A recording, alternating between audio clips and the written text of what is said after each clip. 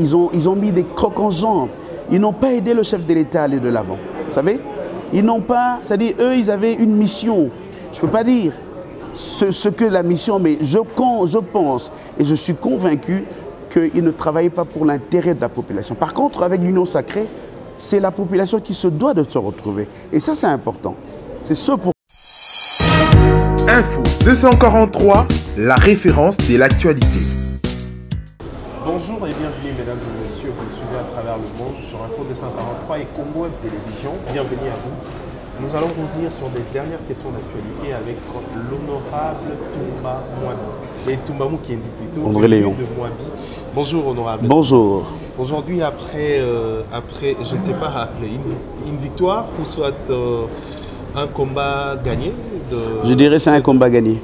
Un combat gagné pour vous. Aujourd'hui, d'abord, ces votes en fait, exprime quoi en fait? Faire tomber l'ancien bureau. Aujourd'hui, c'est un ancien bureau. Pour vous, c'est un appel patriotique ou soit un combat entre FCC et CACH?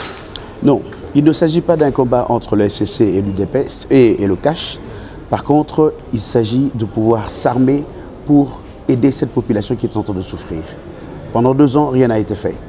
Nous avons eu des crocs en jambes, nous avons eu un certain nombre de choses, certaines difficultés.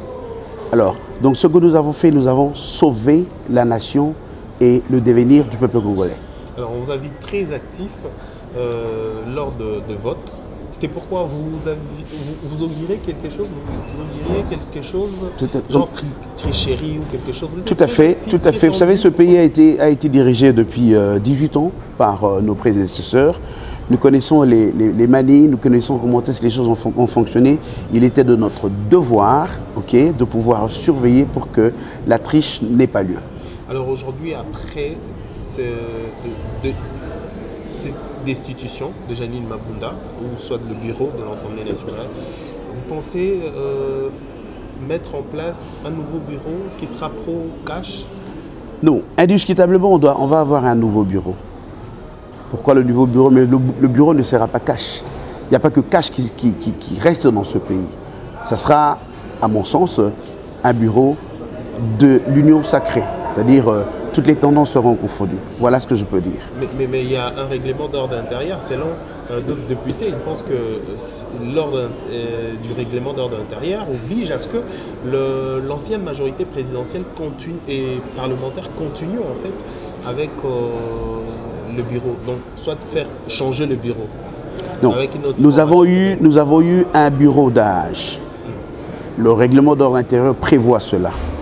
Mais c'est juste pour un petit temps.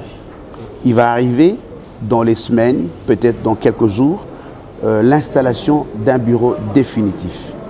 Donc, ce que le bureau d'âge fait, c'est juste un tremplin en attendant qu'on puisse avoir un bureau définitif.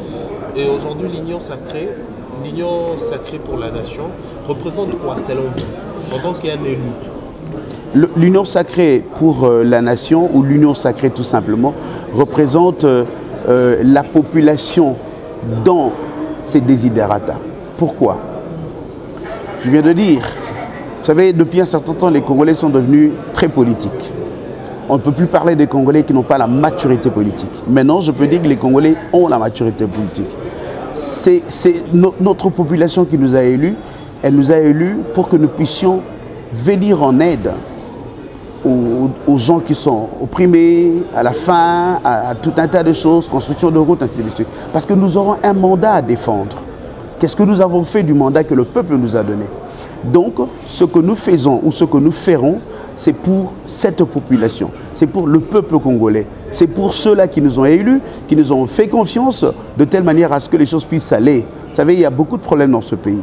Nous avons les enfants chégués, nous avons la malnutrition, nous avons l'Ebola, et il y a aussi très malheureusement le coronavirus. Donc en fait, il y a tout un tas de choses. Alors le Congolais est en train d'aspirer à un changement, à une vie meilleure. C'est-à-dire que si celui-là n'a pas été payé à temps, dans le passé, qu'il soit payé régulièrement. Si les gens ont manqué du pain, et que les gens puissent avoir au moins du pain. Donc en fait, l'Union sacrée, ce n'est pas un individu qui gagne, mais par contre, c'est le peuple congolais qui a gagné. Ça, j'insiste. Alors l'Union sacrée, c'est une coalition, une nouvelle coalition. Oui. Alors, quelles sont les chances pour l'Union sacrée? Si l'ancienne coalition n'a pas marché, quelles sont les chances pour la nouvelle coalition? L'ancienne coalition n'a pas marché parce qu'en fait, c'était des gens qui avaient des calculs. Je venais de dire 2 ans durant, il y avait des choses, on ne peut pas dire tout, hein, il y avait des choses qui se passaient. Vous savez, le pays n'était pas, j'allais dire, il n'avait pas la volonté de faire aller ce pays pendant 2 ans. En tant que politicien, je me réserve de beaucoup de commentaires. Mais ce que je peux dire en gros, c'est que ce pays, pendant 2 ans, alors qu'ils avaient une certaine majorité, à mon sens fabriquée, eh ben, ils ont mis des crocs en jambes. Ils n'ont pas aidé le chef de l'État à aller de l'avant. Vous savez? Ils n'ont pas, c'est-à-dire eux, ils avaient une mission. Je ne peux pas dire ce que la mission, mais je pense et je suis convaincu qu'ils ne travaillaient pas pour l'intérêt de la population. Par contre, avec l'Union sacrée, c'est la population qui se doit de se retrouver. Et ça, c'est important. C'est ce pourquoi nous aspirons, en fait. Aujourd'hui, ce sont le fils du Congo, élu d'ailleurs, qui se sont réunis au moins pour dire non. Et également d'autres pour dire oui. Et c'est une nouvelle vocation ou soit une autre détermination qui s'est créée maintenant. C'est une détermination, mais c'est aussi une autre façon de faire la politique. C'est-à-dire que les Congolais qui ont dit non, ou certains qui ont dit oui, eh bien ceux qui ont dit non se disent que nous devons faire la politique autrement. Se disent que nous ne sommes pas des députés figurants. On n'est pas à l'Assemblée nationale pour applaudir, nous sommes là pour parler pour le compte de la population. Comprenez? Donc, c'est une nouvelle façon de faire les choses, une nouvelle façon de faire la politique. Finalement, le Congo sort gagnant. Parce qu'aujourd'hui, je pense que le Congo est en train de montrer à la face du monde, montrer même ici en Afrique, que la politique est faite autrement. Nous avons eu des élections, nous avons eu une passation de pouvoir pacifique entre le président sortant et le président entrant. Aujourd'hui, le Congolais n'est pas arrêté pour ses convictions politiques. Le Congolais n'est pas arrêté pour ce qu'il avait dit. Comprenez? Et ce qui arrive actuellement, c'est qu'il y a une nouvelle donne, une meilleure façon de faire les choses. Vous comprenez? Donc, nous sommes des députés qui sommes dans l'action. Voilà ce que je peux dire. Députés en action, aujourd'hui, pour certains, ils pensent qu'il faudra que le chef de l'État organise pour la nouvelle formation gouvernementale, organiser des élus. Que pensez-vous? Organiser comment? L'ensemble, la plupart de ministres, en fait, certains ministres qui viendront pour l'Union sacrée pour la nation, la nouvelle formation du gouvernement, soit essentiellement composée des élus. D'accord.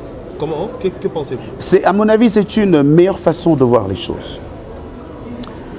L'élu ou les élus que nous sommes, nous avons derrière nous une certaine majorité des gens qui nous ont élus. D'accord? Il y en a qui ont eu 34 000 voix. C'est-à-dire que quand ils viennent d'abord au Parlement, ils viennent avec ce que la base dit. Et quand le chef de l'État considère qu'il faudrait, dans le nouveau gouvernement, les députés, oui, parce qu'il reconnaît la valeur du député. Il reconnaît que ce député-là est le porte-voix sera le porte-voix au niveau du gouvernement. Comprenez? Ce député-là, nous avons déjà une certaine expérience au niveau de l'Assemblée nationale. Comprenez? Donc moi je pense que c'est une meilleure façon de faire les choses, une meilleure façon d'avoir vu les choses, et je pense que de ce côté-là, le chef de l'État est tout à fait d'accord. Vous avez gagné un combat, mais ça reste encore à voir. Hein. Est-ce qu'avec l'informateur, est-ce que l'actuel président de la République, quelles sont les chances pour l'actuel président de la République? À quel niveau? Dégager une nouvelle majorité en sa faveur, en nommant un informateur. Est-ce que ce serait possible? Il suffit simplement de voir l'engouement qu'il y a eu quand le chef de l'État a organisé les consultations. Il a fait la demande à tout le monde. Nous avons vu certains partis politiques qui autrefois n'étaient pas proches du chef de l'État, qui nous ont rejoints. D'accord? Toute la classe était représentée. C'est-à-dire, toutes les souches, j'allais dire, elles étaient représentées.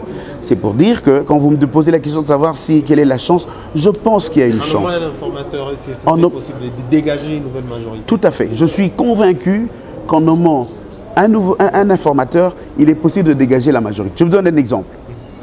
Combien ont dit non combien ont dit oui pour le départ du bureau de l'Assemblée nationale?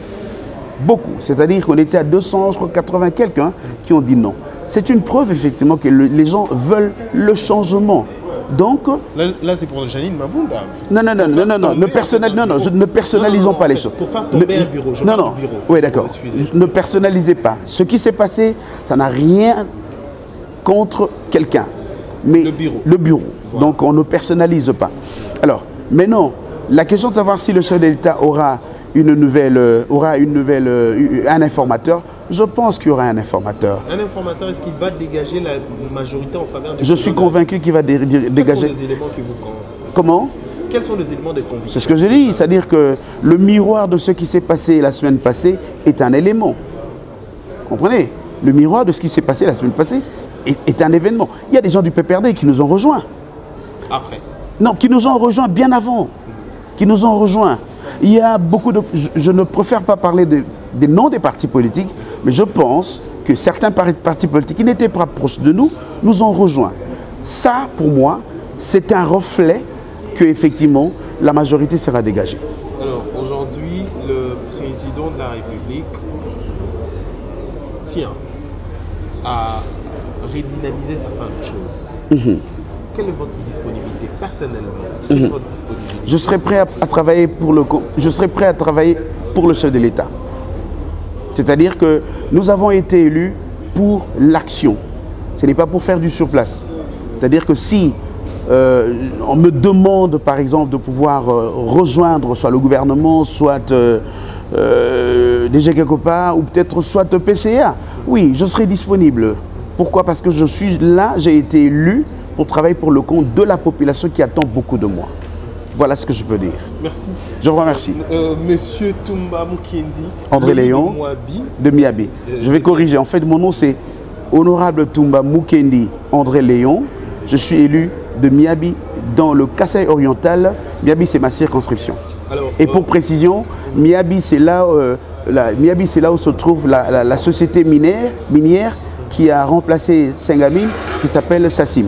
Alors, aujourd'hui, vous êtes en direct, on vous suit à la télévision, ici sur Congo Web Télévision, également sur Internet, sur Info 243. S'il faudra présenter votre province, quelles sont les richesses, quelles sont les opportunités de votre province? C'est une très bonne question. Le Kasaï oriental est une province qui est très riche. En diamants, nous avons du diamant, effectivement, le diamant industriel. Alors, seulement, ce diamant-là ne sert pas à la population, très malheureusement. Elle ne sert pas à la population. Elle sert à certains individus. Première chose. Deuxième chose, nous décidons pour notre part que le Congolais de cette partie de la RDC se doit de pouvoir jouir des richesses de son sous-sol. Vous comprenez? Ils ne doivent pas être malmenés, parce que ça existe, j'ai des dossiers à ce sujet. Ils ne doivent pas être torturés, j'ai des dossiers à ce sujet. Ils doivent en fait se réjouir et travailler dans des meilleures conditions. Et je souhaite que quand il y aura, dans les prochains jours, qu'on ait la possibilité de pouvoir embaucher les fils de pays, c'est-à-dire ceux qui sont originaires du territoire. C'est très important. Ils se plaignent. Mon travail, c'est que je vais me battre de telle manière à ce que cela puisse arriver. Voilà. Merci. Je vous en prie. Merci. Merci, honorable Toumba Mukendi André Léon. Le lit de Miabi. De Miabi, excusez-moi. D'accord. Ça est fini pour cette édition. On se retrouve trop prochainement pour une prochaine édition. D'ici là, portez-vous bien. Merci. Merci. À toute l'équipe. Info 243, la référence de l'actualité.